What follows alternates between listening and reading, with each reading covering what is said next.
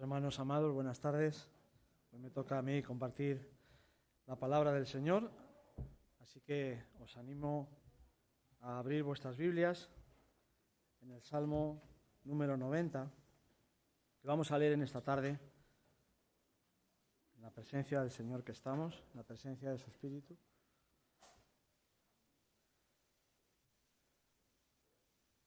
Salmo número 90.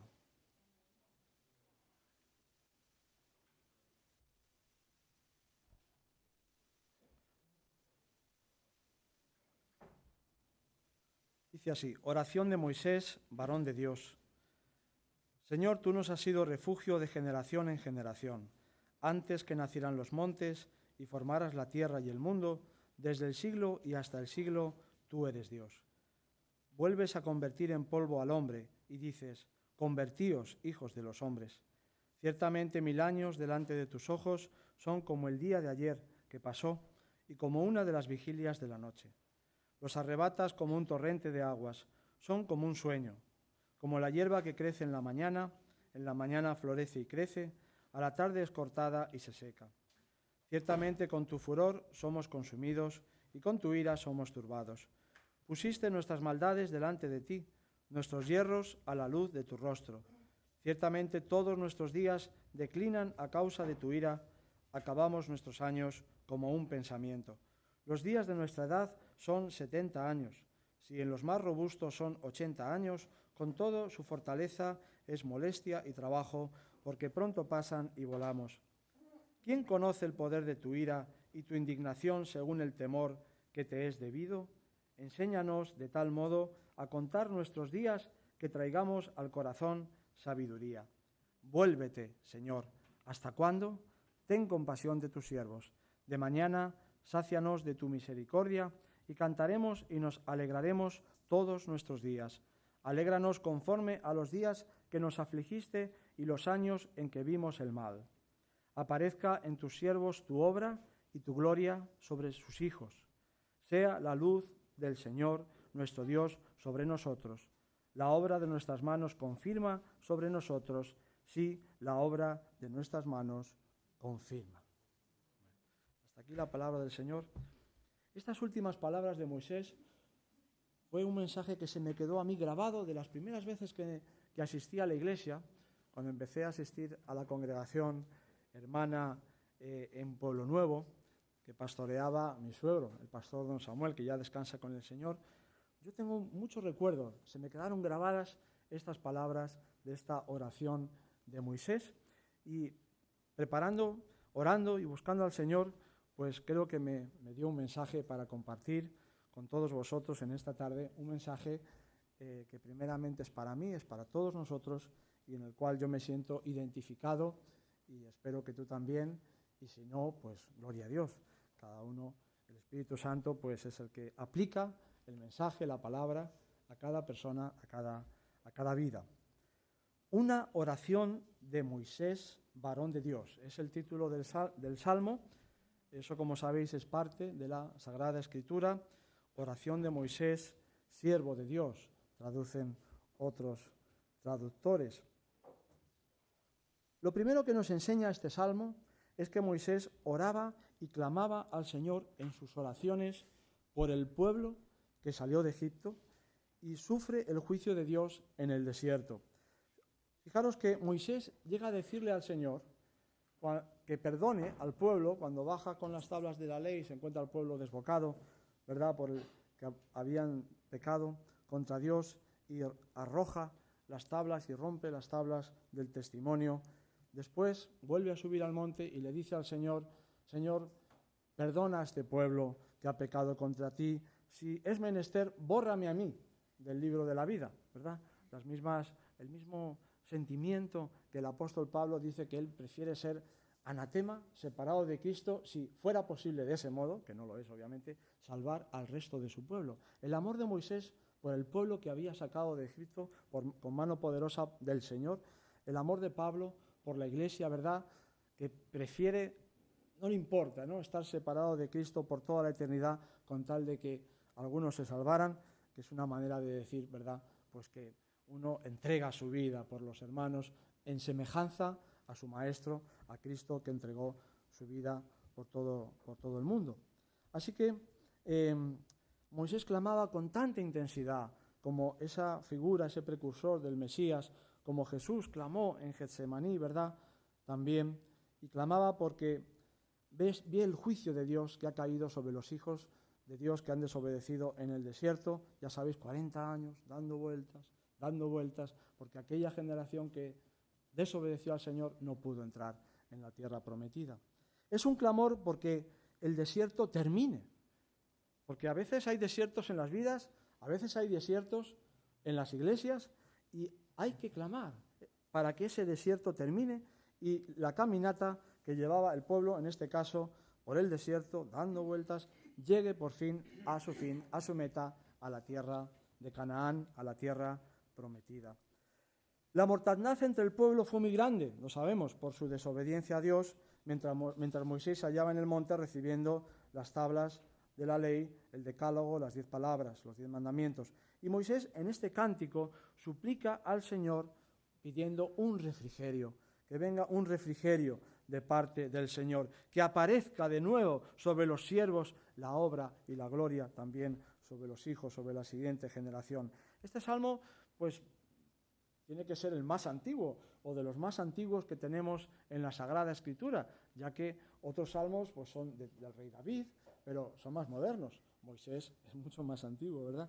Este salmo puede ser de los más antiguos y se encuentra entre 2 libros de salmos, el tercero y el cuarto, siendo una composición única. Como ya os digo, a mí me impactó siempre las palabras de este salmo, varón de Dios, varón de Moisés, el hombre con el que el Señor tuvo que tratar hasta llegar a ser el más manso de toda la tierra. Luego vino Jesucristo que le superó, claro, en mansedumbre, como no. El Maestro supera siempre. Dice el versículo 1, Señor, tú nos has sido refugio de generación en generación. Qué hermoso es esto, ¿verdad? Dios siempre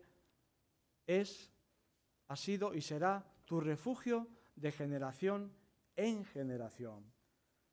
Moisés, en efecto, nos enseña que aunque somos peregrinos en el desierto, como extranjeros y transeúntes de paso en este mundo, con todo tenemos un hogar, un refugio en el Señor. Aunque estemos en un mundo, bueno, no estamos todavía en la tierra prometida, ¿verdad? No hemos llegado todavía al nuevo Edén, no ha venido el Señor a buscarnos todavía, pero siempre en Dios hallaremos un refugio, un escondedero contra la tormenta, una sombra, un peñasco contra el calor agotador del día. Siempre el Señor será nuestro refugio. Dice la palabra, a Él correrá el justo y será levantado. Torre fuerte es el nombre del Señor. Seguro, ¿verdad? Fortaleza donde refugiarse. Aunque te deje tu padre y tu madre, ¿verdad? O tu familia, el Señor será tu refugio. Porque el Señor no ha vuelto todavía, por eso podemos escondernos bajo su sombra, bajo sus alas y encontrar esa guarda de todos los males que existen aquí, como dice el himno que cantamos a veces, ¿verdad? Que el Señor nos guarda de todos los males que existen aquí. No es en el tabernáculo de reunión ni en el templo de Jerusalén que moramos, no, sino en Dios mismo. Y esto lo hemos hecho siempre desde que existe la Iglesia en el mundo. No hay refugio fuera de Dios, no hay cobijo seguro apartados del Señor. No conozco ninguno, podríamos exclamar todos juntos. Todos los demás cobijos, todas las demás cobijas, todos los demás refugios siempre serán ídolos nuestros que nos fabricamos, pero que no nos protegen, que no nos protegerán. Podemos haber cambiado de casa muchas veces. El otro día venía la hermana Edith, que no está hoy con nosotros, ¿verdad? Y nos decía que se había mudado de casa, que había cambiado pues, de habitación, de lugar. Bueno, yo recuerdo, yo no sé cuántas 8 por lo menos, más de 8 o 9, yo conté 8, 9 o 7, da igual, ¿no? Mudanzas que mi familia y yo hemos hecho en el transcurso de nuestra vida, ¿no? Hemos intentado siempre ser obedientes al Señor y que nos guiara y nos llevara pues de acá para allá como Él ha querido, ¿no? Pero podemos haber cambiado de casa, podemos haber incluso cambiado de país. Muchos de vosotros habéis cambiado de país, ¿verdad? Pero no es la casa ni la nación nuestra verdadera morada. No, hermanos, ni nuestro barrio incluso. Nuestra morada siempre ha sido y debe ser el Señor. Nunca la cambiemos por otra. Aunque cambiemos de domicilio, nunca cambiemos el habitar, en deleitarnos, en morar, en la presencia del Señor, en habitar en sus atrios, ¿no? A mí me encanta eso de los atrios, ¿no? El atrio que vamos a tener fuera, tomando ese refresquito, eso va a ser un atrio. Ahora estamos más en el santuario, ¿no? Pero qué hermoso es estar cerca de la iglesia, cerca de los hermanos, cerca de la comunidad. Pues ahí nosotros no pudimos estar, ¿verdad? En ese atrio, en el Espinar, en la Panera, pero ya habrá otra oportunidad, ¿verdad? El Señor nuestro Dios, hermanos, es nuestra habitación, es nuestra morada y nuestro seguro refugio para siempre. Las Sagradas Escrituras, en otros puntos, parece que nos dicen algo opuesto. Por ejemplo, el apóstol Pablo, es paradójico, dice que somos los hombres, las personas, los seres humanos, podemos llegar a ser templos de Dios en el Espíritu, en los cuales habita el Señor por el Espíritu Santo, valga la redundancia, y que como Dios es santo, también nosotros, nuestros templos, nuestros cuerpos, han de ser santos. Y Pablo dice la verdad, absolutamente cierto. Esto también es verdad. Pero aquí Moisés nos enseña la otra vertiente de la verdad, y es que en el Señor nos movemos y somos, y solo Él es nuestro amparo y nuestro refugio. Si salimos de esta verdad, si nos vamos de la casa, del camino, del refugio que es el Señor, ¿cuál será nuestro destino? Incierto, ¿verdad? Volvernos a los ídolos. Si salimos de la casa, del camino, del refugio que es el Señor, nuestro destino siempre, indefectiblemente, será volvernos a los ídolos. Como el pueblo que había salido de Egipto, pero en cuanto Moisés subió al monte y tardaba en bajar, y tardó 40 días, ¿verdad? Y 40 noches, el pueblo que había salido con los ídolos en el corazón, los ídolos de Egipto, se volvió a construir, a forjar un ídolo. Porque fuera de Dios, hermanos, afloran todos los ídolos que están agazapados en nuestro viejo corazón y que solo pueden ser derribados cuando estamos en la morada del Señor todos los días de nuestra vida. El Señor quebrantó a su pueblo en el desierto, lo castigó duramente, pero también lo sustentó con maná por su gran misericordia. Es decir, que vemos la mano del castigo de Dios, pero vemos también la mano de la misericordia divina, enviando incluso codornices cuando pidieron carne al Señor y sacando aguas de la roca, de la peña. Y la llamada del Señor entonces, como ahora, es la misma, hermanos. Es la misma llamada que hemos leído. Convertíos, hijos de los hombres. Daos la vuelta, humanos. Que nos demos la vuelta, que nos arrepintamos, que nos volvamos al Señor, que volvamos a su morada, a su casa segura. Porque, hermanos, como vasos frágiles en las manos del Señor, imagínate, dice la Escritura que somos vasos, ¿verdad? Vasos de barro. Dice la Escritura que la mujer aún es más frágil, recipiente más frágil que el varón. Por lo tanto, somos muy frágiles todos. Y yo me imagino al Señor con estos, teniéndonos en las manos, cogidos como vasos frágiles, como ánforas de barro frágiles. Pero el Señor nunca va a hacer esto, hermanos. No nos va a dejar caer porque si nos suelta, ¡pum!, en cuanto caigamos, nos destrozamos, nos deshacemos. Somos muy frágiles. Pero no, hermanos, el Señor, como vasos frágiles en sus manos, Él no nos dejará caer si no nos obstinamos en desobedecerle. Podemos estar seguros de que Dios nos va a salvaguardar y no nos va a dejar caer para que no rompamos si no nos obstinamos en desobedecerle. Nuestros días están contados por el Señor. Qué hermoso, ¿verdad? Él decide sobre nuestra vida o nuestra muerte. Él tiene poder para dar la vida al hombre y poder para quitársela. Él tiene el control absoluto sobre todas sus criaturas como Rey soberano de todo el universo, de toda su creación, y juez justo, y ejerce su autoridad como Él determina, y nadie le puede decir, oye, ¿tú qué haces, Señor? Nadie podrá arrebatarnos la vida, hermanos, si Él no lo permitiere. Es muy importante esta seguridad, al menos para mí, que estamos en sus manos. Y Él es el mismo ayer y hoy y por los siglos. Por esta razón, el Señor debe ser temido, debe ser honrado. Y cuando Él se ha indignado por nuestras maldades y hierros, como declara Moisés y confiesa Moisés sus pecados y los del pueblo, porque Moisés no era impecable, era un ser humano como tú y como yo, como Elías, ¿verdad? Sujeto a pasiones humanas como tú y como yo, debemos clamar a Él para no ser consumidos.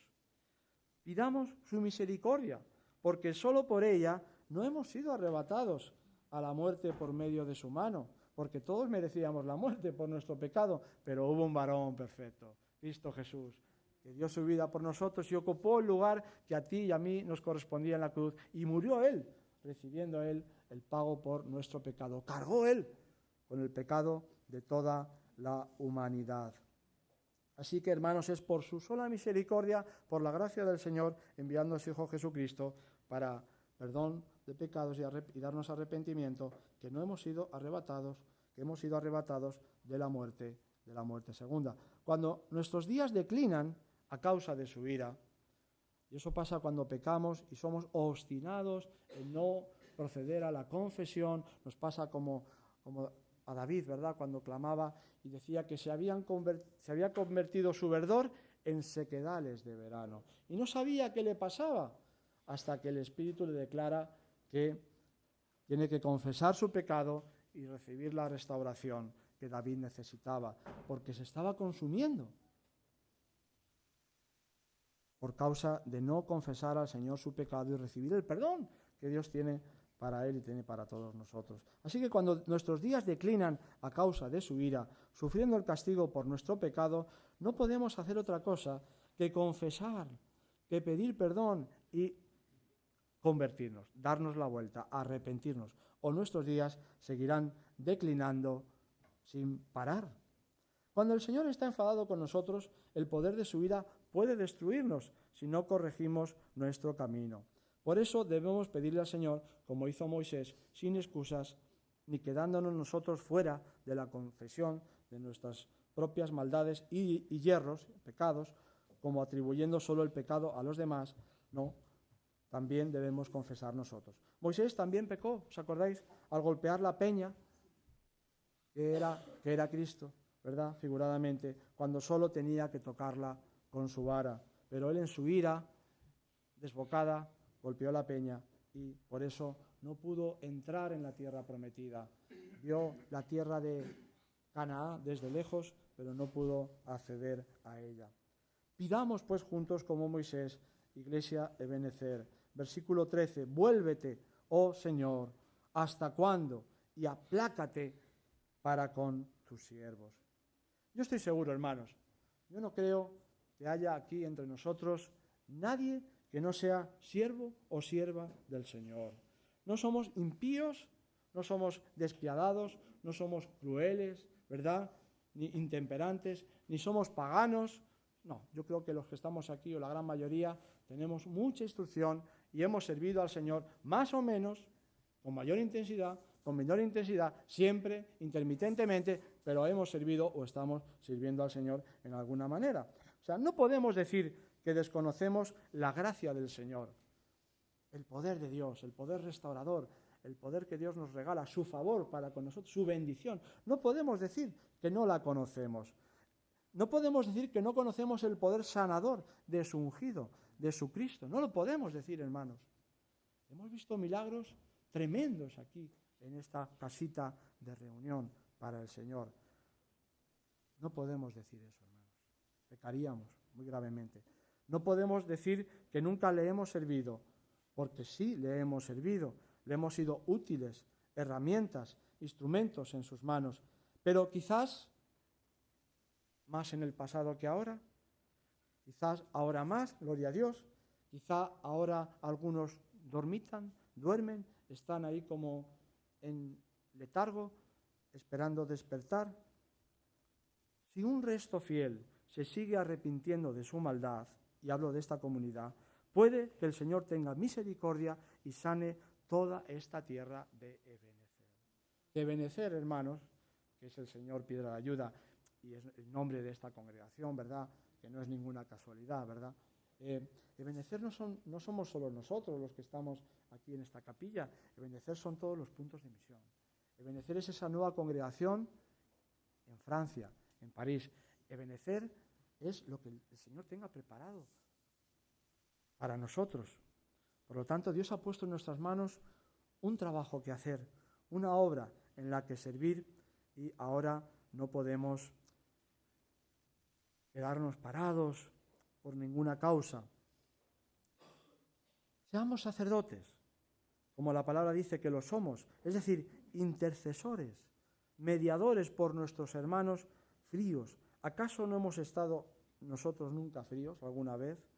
¿Vamos a dar por perdidos a los tibios? ¿O habrá tiempo antes de que el Señor los vomite de su boca? Yo creo que aún hay tiempo para Ebenezer en toda su realidad, ¿no? Incluyendo a todos, no nunca excluyendo a nadie, sino todo lo contrario, deseando y anhelando que se vayan añadiendo, que Dios va añadiendo a este proyecto de Dios, que es Ebenezer, que Dios va añadiendo hombres, mujeres, niños, jóvenes, ancianos, personas que Dios tiene en su infinita misericordia en su mente y ha de añadir. Por eso creo humildemente que debemos clamar o seguir clamando de todo corazón, como hizo Moisés en el versículo 14, pidiéndole al Señor, clamándole a nuestro Dios, diciéndole: de mañana, Señor, sácianos de tu misericordia. Pero que estemos saciados, que podamos decir de corazón: es que tu gracia es suficiente, Señor, nos basta. No necesito ídolos del mundo, no necesito otras cosas. Señor, de mañana, sácianos de tu misericordia. Y fijaros el resultado tan hermoso. Y cantaremos y nos alegraremos todos nuestros días. Se acabarán los altibajos, se acabarán los sub y baja, se acabarán las depresiones. Ya os decía que este mensaje es primero también para mí. Igual que todos nuestros días pueden estar declinando, si nos arrepentimos y clamamos al Señor, su misericordia volverá y nos gozaremos en Él todos nuestros días en el futuro más cercano. Versículo 15. Alégranos, Señor, alégranos conforme a los días que nos afligiste y los años en que vimos el mal. Porque no podemos eludir los años en que Dios nos tiene que afligir por nuestro pecado, nos tiene que castigar para corregirnos, y los años en que hemos visto el mal establecerse y hemos visto los resultados del pecado. Pero ahora es tiempo de pedirle al Señor: alégranos de nuevo conforme a los días que nos afligiste justamente, porque Dios aflige justamente. Yo te puedo afligir a ti, ojalá que no lo haga, pero me voy a pasar o me voy a quedar corto. Mejor que no lo haga. Pero Dios no se queda corto ni se pasa cuando aflige. Aflige lo justo que tiene que afligir, que tiene que apretar, para que tú y yo procedamos a darnos la vuelta, a despertar. Pero, ¿qué estás haciendo, Antonio? ¿Dónde estás, Marta? ¿Dónde estás, Ebenezer? No te canses de la disciplina del Señor. Él castiga al milímetro para convencernos. Alégranos conforme a los días que nos afligiste y los años en que vimos el mal. Qué hermoso es el Señor. Él está dispuesto, hermanos, a alegrarnos sobremanera para que nos gocemos y veamos su bendición, que es para todos y para muchos más que Dios va a traer para que le sirvan, no para que nos sirvan a nosotros. No para que Ebenezer se crea más grande, no, para que sirvan a los propósitos divinos, al plan perfecto y maravilloso que Dios está entretejiendo desde hace muchos años y que Dios se ha empeñado en terminar y lo terminará. Si clamamos todos juntos, si lo queremos de verdad, el Señor no podrá resistirse, se dejará seducir, porque Dios nos ama. Y aparecerá de nuevo sobre sus siervos y sus siervas su obra, como su trabajo, como Moisés pedía. Él volverá al taller que había abandonado, porque no hay nada más triste que un taller abandonado, hermanos. donde las herramientas están colgadas, el suelo está limpio, no hay serrín porque no hay trabajo que hacer. Nadie encarga trabajo, no hay obra que hacer. Pero el Señor quiere volver a su taller. Quizá lo ha dejado desierto para que nos arrepintamos, pero Él volverá y continuará trabajando sobre nosotros y con nosotros y a través de nosotros. El maestro debe volver al taller, hermano. Los aprendices, que somos tú y yo, no podemos quedarnos solos sin el maestro. El taller no tiene sentido si el maestro está ausente. Se vuelve un sitio oscuro, aburrido y no deseable. No hay nuevos proyectos que emprender, no hay trabajos encargados porque las torpes manos de los discípulos, yo el primer torpe discípulo, no somos capaces todavía de hacer nada de valor si el maestro no dirige, no coordina todo el trabajo, todo el proyecto, y Él nos da trabajo que hacer. Y el trabajo son las vidas que Dios nos está enviando, y todos los ministerios, y todas las operaciones, las diaconías, las escuelas dominicales, todo. En todo el maestro tiene que estar presente, dirigiéndolo todo. Así que, ¿qué le podemos decir al Señor más? Ven, Señor Jesús. Ven, Espíritu, ven, y devuélvenos tu presencia o perecemos. Si no, fijaros, Moisés pedía al Señor que apareciera. El versículo 16, aparezca en tus siervos tu obra. Moisés está hablando de algo sobrenatural. Moisés, cuando estuvo en la presencia de Dios, aparecía la gloria del Señor en su rostro, hermanos. Moisés vio cosas tremendas, absolutamente sobrenaturales de la manifestación de Dios, y le pide al Señor que aparezca la gloria del Señor, no sobre él, sino sobre todo el pueblo. Que la obra del Señor aparezca de nuevo el Señor, el rostro del Señor, sobre toda la iglesia. Que mire el Señor con deleite, que se goce el Señor mirando a sus hijos e hijas. Porque si no aparece el Señor en nuestro medio, todo nuestro esfuerzo sabemos que será en vacío, que caerá en saco roto. Hermanos, quizá hemos jugado mucho con Dios en el pasado. Hemos jugado, creo, mucho a jueces con los demás. No hemos sido benignos unos con otros, o no lo suficiente. Hemos tenido celos, envidia y miedo a que nos muevan la silla, y eso no puede continuar. Pidamos juntos al Señor que la luz del Señor nuestro Dios sea sobre nosotros, y el trabajo de nuestras manos, es decir, nuestras acciones, confirmará que esa luz está sobre nosotros. Y la obra de Dios prosperará, hermanos, prosperará, porque Dios quiere, la voluntad de Dios es esa, que su luz vuelva sobre nosotros y el trabajo de nuestras manos lo confirme el Señor para que permanezca eternamente en vidas salvadas por Él. Así que, hermanos, pidamos nueva luz, es decir, luz renovada, que renueva para que a partir de hoy las obras de nuestras manos confirmen que Dios nos ha alumbrado. Y terminamos leyendo los últimos dos versículos, 16 y 17, como una oración, juntos diciéndole al Señor: aparezca en tus siervos tu obra y tu gloria sobre sus hijos, porque aquí hay varias generaciones.